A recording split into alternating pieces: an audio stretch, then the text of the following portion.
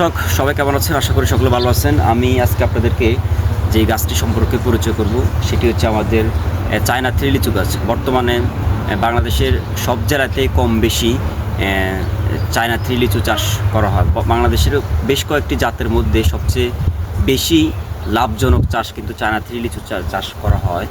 তো বর্তমানে বৃহত্তর রাজশাহী, চুয়াডাঙ্গা, পাবনা, যশোর, চট্টগ্রাম, ময়মনসিংহ, পাবনা, দেশের প্রত্যেকটি জেলা বিভাগে কিন্তু লিচুর চাষ কম বেশি হচ্ছে।